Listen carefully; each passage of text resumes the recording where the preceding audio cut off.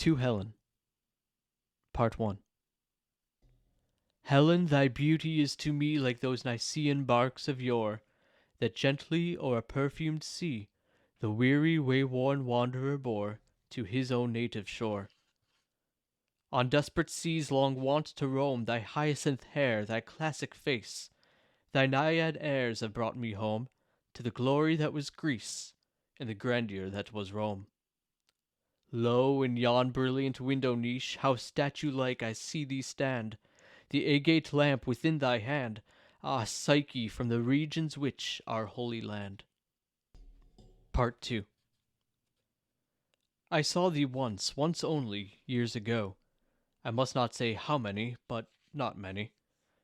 It was a July midnight, and from out a full-orbed moon that, like thine own soul soaring, sought a precipitate pathway up through heaven. There fell a silvery silken veil of light, with quietude and sultriness and slumber, upon the upturned faces of 1,000 roses that grew in an enchanted garden, where no wind dared to stir unless on tiptoe. Fell on the upturned faces of these roses, that gave out, in return for the lovelight, their odorous souls in an ecstatic death. Fell on the upturned faces of these roses, that smiled and died in this parterre, enchanted by thee, and by the poetry of thy presence. Clad all in white upon a violet bank, I saw thee half reclining, while the moon fell on the upturned faces of the roses, and on thine own upturned, alas and sorrow.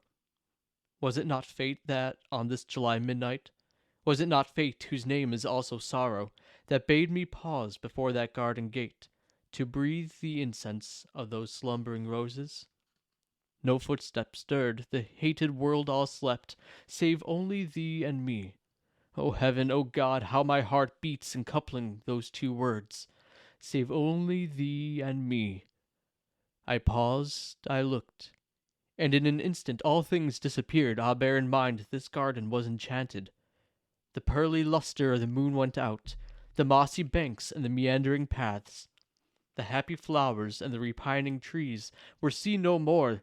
The very roses' odors died in the arms of the adoring airs. All expired, save thee, save less than thou, save only the divine light in thine eyes, save but the soul in thine uplifted eyes. I saw but them, they were the world to me. I saw but them, saw only them for hours, saw only them until the moon went down.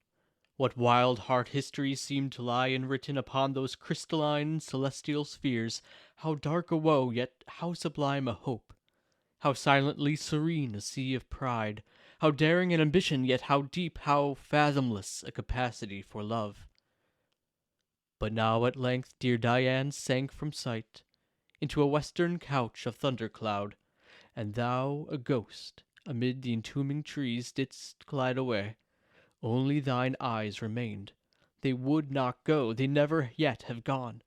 Lighting my lonely pathway home that night, they have not left me, as my hopes have since. They follow me, they lead me through the years, they are my ministers, yet I their slave.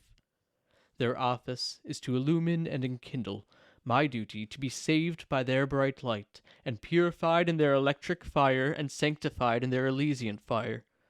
They fill my soul with beauty, which is hope, and are far up in heaven, the stars I kneel to in the sad, silent watches of my night, while even in the meridian glare of day I see them still, two sweetly scintillant Venuses, unextinguished by the sun.